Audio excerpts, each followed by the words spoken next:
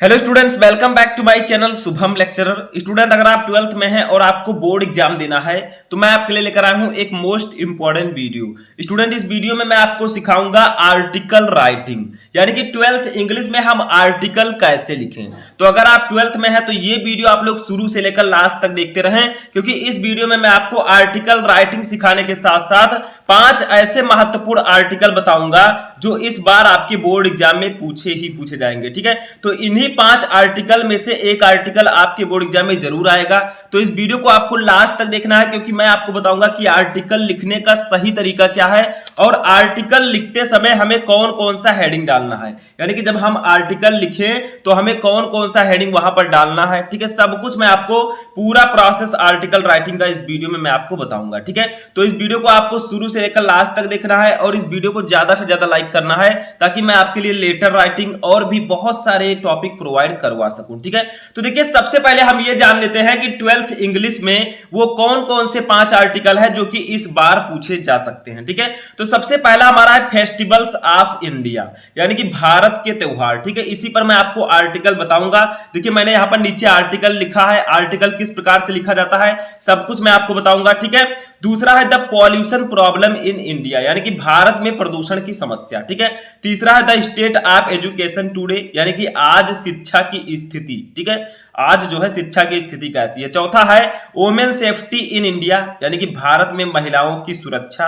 और पांचवा है science its usages and abuses, यानी कि विज्ञान इसके प्रयोग और अनुप्रयोग। ठीक है, तो ये 5 जो आर्टिकल्स हैं ये आपके बोर्ड एग्जाम के लिए बहुत ही इंपॉर्टेंट है। इन 5 आर्टिकल्स को आप लोग तैयार कर लीजिएगा। देखिए, फर्स्ट आर्टिकल मैं इस वीडियो में बताने जा रहा हूं, फेस्टिवल्स ऑफ इंडिया पर आर्टिकल कैसे लिखें। ठीक है, the state of education today, इस टॉपिक पर मैं ऑलरेडी आर्टिकल लिखा चुका हूं। तो अगर आप लोग सर्च करेंगे आर्टिकल कैसे लिखें शुभम लेक्चरर, तो आपको ये वीडियो मिल जाएगा जिसमें मैंने the state of education today पर आर्टिकल लिखाया है। ठीक है, तो हम जानते हैं चलिए कि आर्टिकल आखिर हम लिखते कैसे हैं। ठीक है, तो आर्टिकल में 2-3 चीजें बहुत इंपॉर्टेंट है। सबसे पहले आपका है हेडिंग। ठीक है, आपको जिस टॉपिक पर आर्टिकल लिखना है उसका हेडिंग डालना है। ठीक है, तो फेस्टिवल्स ऑफ इंडिया, अब इस प्रकार से भी आपसे क्वेश्चन पूछा जा सकता है। देखिए, या तो ऐसे लिखा रहेगा कि फेस्टिवल्स ऑफ इंडिया पर आर्टिकल लिखिए, या फिर ऐसे लिखा रहेगा, देखिए, India is a land of diversity, one way in which it makes us feel proud of it is the number of festivals we enjoy, write an article in 100 to 150 word on festivals of India. ठीक है, यहां पर you are Navneet सुमन। ठीक है, तो आपको नाम दिया रहेगा, यानी कि यहां पर आपको आर्टिकल में राइटर का नाम भी लिखना होता है। ठीक है, तो अगर आप मेल हैं तो नवनीत लिखिएगा, फीमेल है तो सुमन। ठीक है, जो आपके क्वेश्चन में नाम रहेगा वही आपको लिखना है। ठीक है, तो यही मेन पॉइंट यहां पर है जो आपको लिखना है। वो क्या है, देखिए, यहां पर आपको राइटर का नाम लिखना है। तो साइड में हम लोग यहां पर लिखेंगे, ऐसे करेंगे और लिखेंगे बाई नवनीत। ठीक है, क्योंकि आर्टिकल में जो आर्टिकल लिख रहे हैं उनका नाम यहां पर होना चाहिए, तो बाई नवनीत। ठीक है, तो आर्टिकल लिखते समय आपको 2-3 चीजें ध्यान देनी है। सबसे पहले मैंने आपको क्या बताया, सबसे पहले मैंने आपको बताया कि आपको हेडिंग डालना है, टाइटल या हेडिंग जिस टॉपिक पर आप आर्टिकल लिखे। ठीक है, उसके बाद में आपको नेम ऑफ द राइटर, यानी कि राइटर का नेम डालना है कि ये आर्टिकल लिख कौन रहा है। ठीक है, उसके बाद में आपको आर्टिकल की जो बॉडी होती है, आर्टिकल को यहां से लिखना स्टार्ट करना। ठीक है, आर्टिकल जब आप लिखें तो उसको वन शॉट मत लिखें, यानी कि डायरेक्टली आप लोग पूरा लिखते चले जाएं। आपको 2-3 पार्ट्स में लिखना है, 2-3 पैराग्राफ में आर्टिकल लिखना है। ठीक है, समझ में आया। तो हम इस वीडियो में फेस्टिवल्स ऑफ इंडिया पर आर्टिकल लिखेंगे। देखिए, क्वेश्चन है, India is a land of diversity, यानी कि भारत विविधताओं का देश है। One way in which it makes us feel proud of it is the number of festivals we enjoy, यानी कि जिस तरह से यह हमें इस पर गर्व महसूस कराता है वह यह है कि हम कितने त्योहारों का आनंद लेते हैं। देखिए, हम बहुत सारे त्योहारों का आनंद लेते हैं भारत में। ठीक है, तो आपको कहा गया कि right an article in 100 to 150 words on festival of India, यानी कि आपको फेस्टिवल ऑफ इंडिया पर 100 से 150 वर्ड में आर्टिकल लिखना है। ठीक है, यू आर नवनीत सुमन, अगर आप मेल हैं तो आपको नवनीत लिखना है, फीमेल है तो सुमन लिखना है, आपको नाम वहां पर दिया रहेगा। ठीक है, या फिर डायरेक्टली भी ऐसे पूछा जा सकता है, फेस्टिवल्स ऑफ इंडिया पर आर्टिकल लिखिए।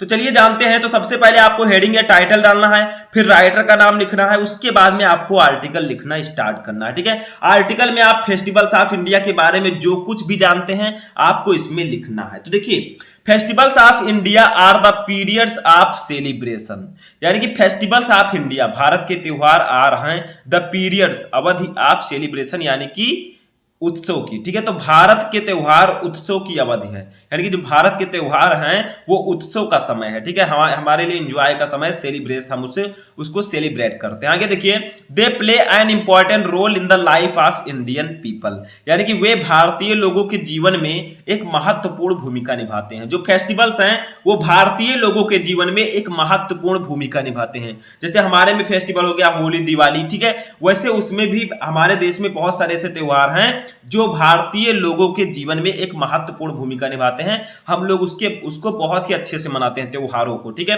बहुत सारे त्योहार आगे देखिए, when religion creeps in to invest the festival with spiritual meaning this joy comes to be identified with the joy of worship, यानी कि जब धर्म त्योहारों को आध्यात्मिक अर्थ के साथ निवेश करने में आ जाता है, यानी कि जब धर्म जो है वो त्योहारों को आध्यात्मिक अर्थ के साथ निवेश करता है, ठीक है, आध्यात्मिक अर्थ के साथ इन्वेस्ट करता है, this joy comes to be identified with the joy of worship, तो यह आनंद पूजा के आनंद के साथ पहचाना जाता है। जैसे हम लोग पूजा करते हैं, ठीक है, अपने अपने धर्म में सभी लोग पूजा करते हैं, तो ये जो है जब ये धार्मिक जो धर्म त्योहारों को जो आध्यात्मिक अर्थ के साथ आ जाता है तो इसका आनंद हम पूजा के आनंद के साथ लेते हैं, ठीक है, हम लोग पूजा करते हैं। आगे देखिए, the festivals are still associated with religion as well as participations in productive activities and with the season of the year, यानी कि जो हमारे त्योहार हैं, ठीक है, ये अभी भी धर्म के साथ साथ उत्पादक गतिविधियों में भाग लेने वाले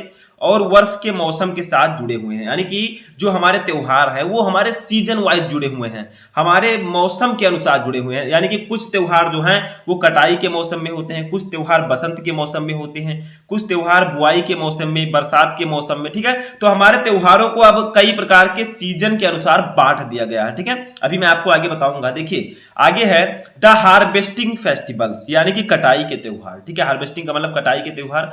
द स्प्रिंग फेस्टिवल्स, बसंत के त्योहार। The sowing festival during the rainy season, यानी कि बरसात के मौसम में बुआई के त्योहार, ईटीसी आदि, ठीक है। ये सब क्या है, are all associated with man's relation with nature, ये सभी त्योहार प्रकृति के साथ मनुष्य के संबंध से जुड़े हैं, ठीक है। यानी कि जो त्योहार है, कटाई के त्योहार, बसंत के त्योहार, बरसात के मौसम में बुआई के त्योहार, ये सभी त्योहार, ठीक है, प्रकृति के साथ मनुष्य के संबंध से जुड़े हैं, ठीक है। आगे देखिए, even our Durga Puja and Diwali are autumn festival, जबकि हमारी दुर्गा पूजा, ठीक है, जो दुर्गा पूजा है और दिवाली है ये शरद ऋतु के त्योहार हैं, ठीक है। दुर्गा पूजा और दिवाली जो है ये शरद ऋतु के त्योहार हैं, ठीक है। आगे देखते हैं, क्योंकि आर्टिकल आपको 100 से 150 वर्ड में लिखना है तो आपको और भी लिखना होगा, तो चलिए आगे देखते हैं क्या है। तो आगे देखिए, the festivals of lights welcomes the winter or harvesting seasons, यानी कि द फेस्टिवल्स ऑफ लाइट्स, रोशनी का जो त्योहार होता है, वेलकम, स्वागत करता है, the winter or harvesting season, यानी कि कटाई के मौसम के लिए, ठीक है। तो रोशनी का त्योहार कटाई के मौसम के लिए सर्दियों का स्वागत करता है। देखिए, वेलकम्स द विंटर यानी कि सर्दियों का स्वागत करता है, आर हार्वेस्टिंग सीजन यानी कि कटाई के समय, ठीक है। तो रोशनी का त्योहार कटाई के मौसम में के लिए सर्दियों का स्वागत करता है, ठीक है। यानी कि जब दिवाली आती है, जो रोशनी का त्योहार है, ठीक है, जब दिवाली आती है तो वो सर्दियों का स्वागत करती है, उसी के बाद जो है ठंडी पड़ने लगती है, ठीक है। The festivals have their roots in the age old folk traditions and the impulses of the common man, यानी कि त्योहारों की जो जड़ें हैं, देखिए the festival have their roots, त्योहारों की जड़ें सदियों पुरानी लोक परंपराओं, देखिए फोक ट्रेडिशन, लोक परंपराओं, and the impulses of common man, और आम आदमी के आवेगों में है, यानी कि त्योहारों की जो जड़ें हैं वो सदियों पुरानी लोक परंपराओं और आम आदमी के आवेगों में है, यानी कि ये पुरानी परंपरा है, सदियों से चली आ रही है, ठीक है, त्योहार की परंपरा। आगे देखिए, ऑफ कोर्स, बेशक, as in primitive society social relations corresponded simply with forces of production, यानी कि बेशक जैसा कि आदिम समाज में सामाजिक संबंध केवल उत्पादन की शक्ति के अनुरूप थे, यानी कि जो हमारा सामाजिक संबंध है वो उत्पादन की शक्ति के अनुरूप है, ठीक है। The festivals reveal the harmony of community living without any barrier, और जो त्योहार है वो बिना किसी बाधा के, देखिए एनी बैरियर, बिना किसी बाधा के, ठीक है, सामुदायिक जीवन के सामंजस्य को प्रकट करते हैं। देखिए द फेस्टिवल्स त्योहार रिवील्स प्रकट करते हैं द हार्मोनी ऑफ कम्युनिटी, ठीक है, यानी कि सामाजिक संबंध, लिविंग विदाउट एनी बैरियर, यानी कि किसी बाधा के। तो त्योहार बिना किसी बाधा के सामुदायिक जीवन के सामंजस्य को प्रकट करते हैं, ठीक है। आगे देखिए और भी हम लिखेंगे थोड़ा सा फेस्टिवल्स ऑफ इंडिया का जो आर्टिकल है, देखिए आगे है the regional festivals differs from one state to another, यानी कि जो रीजनल फेस्टिवल्स होते हैं, क्षेत्रीय त्योहार होते हैं, वो एक राज्य से दूसरे राज्य में भिन्न होते हैं। देखिए the regional festivals differ from one state to another, यानी कि जो क्षेत्रीय त्योहार होते हैं वो एक राज्य से दूसरे राज्य में भिन्न होते हैं, यानी कि अपने मनाने का तरीका अलग अलग होता है, ठीक है, वो भिन्न भिन्न होता है। आगे देखिए the manners in which they are observed and celebrated are different too, यानी कि यहां पर जो मैंने बताया वही कहा गया है, ठीक है। जिस तरीके से उन्हें मनाया जाता है और मनाया जाता है वह भी अलग होता है, यानी कि यहां पर बताया जा रहा है the regional festivals differs from one state to another, यानी कि क्षेत्रीय त्योहार एक राज्य से दूसरे राज्य में भिन्न होते हैं। The manners in which they are observed and celebrated are different too, और जिस तरीके से उन्हें मनाया जाता है वह भी अलग होता है, ठीक है। अलग अलग राज्य में अलग अलग तरीके से त्योहार मनाते हैं, ठीक है। आगे देखिए क्या है, but even though The festival today have lost much of their significance in modern time. But even though, ठीक है, लेकिन भले ही आज, ठीक है, the festival त्योहारों ने आज today lost have lost much, यानी कि खो दिया है ऑफ देयर सिग्निफिकेंस, अपने महत्व को, इन मॉडर्न टाइम, यानी कि आधुनिक जीवन में, ठीक है। तो भले ही आज के त्योहार ने आधुनिक समय में अपना बहुत महत्व खो दिया है, यानी कि आधुनिक अब जो त्योहार होता है वहां पर उतना ज्यादा लोग अच्छे से नहीं मनाते हैं जितना पहले लोग मनाते थे, ठीक है। तो भले ही त्योहारों ने अपने समय, आधुनिक समय में अपना महत्व खो दिया है, लेकिन they still have a defined role to play in keeping of the forces of disintegration in our society today, लेकिन आज भी हमारे समाज में विघटन की ताकतों को बनाए रखने में उनकी एक निश्चित भूमिका है। यानी कि यहां पर कहना है कि but even though the festival today have lost much of their significance in modern time, लेकिन भले ही आज के त्योहारों ने आधुनिक समय में अपना महत्व खो दिया है, they still have a definite role to play in keeping up the forces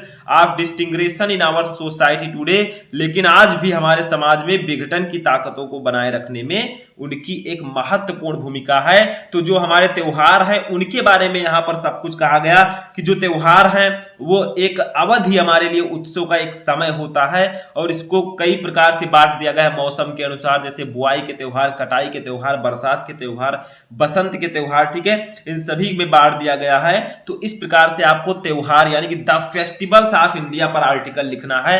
मैंने आपको यहाँ पर पूरा प्रोसेस बताया कि आप लोग फेस्टिवल्स ऑफ इंडिया पर आर्टिकल कैसे लिख सकते हैं। दो तीन चीजें मोस्ट इंपोर्टेंट है, सबसे पहले हेडिंग या टाइटल जिस पर आपको आर्टिकल लिखना है, उसके बाद में राइटर के नेम आपको लिखना है, जो ये आर्टिकल लिख रहा है उसका नाम आपको लिखना है, और उसके बाद में आपको पूरा आर्टिकल लिख देना है।